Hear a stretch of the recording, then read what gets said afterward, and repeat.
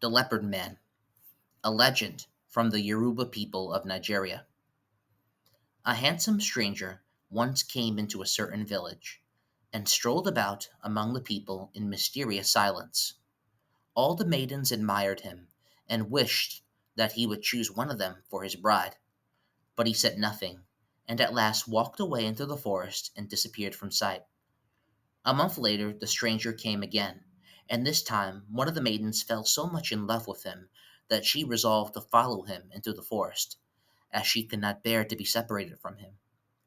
When the stranger looked back and saw her coming behind him, he stopped and begged her to return home, but she would not, and exclaimed, "I will never leave you, and wherever you go I will follow." "Beautiful maiden, you will regret it," replied the stranger sadly, as he hurried on. After a while he stopped again and once more begged her to retrace her steps, but she made the same reply, and again the handsome stranger said in sorrowful tones, "You will regret it, beautiful maiden." They went far into the depths of the forest, and at length reached a tree, at the foot of which there lay a leopard skin.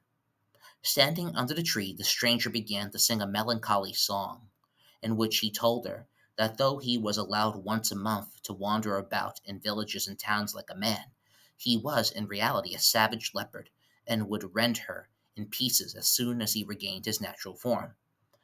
With these words he flung himself upon the ground, and immediately became a snarling leopard, and began to pursue the terrified girl.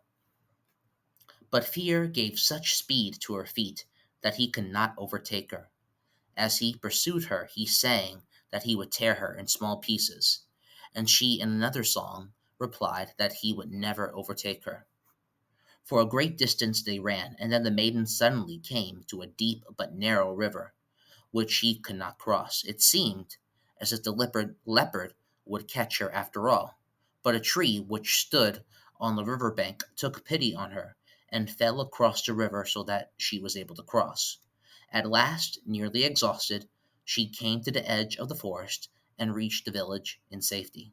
The leopard, disappointed of its prey, slunk back into the forest, and the handsome stranger was never seen again.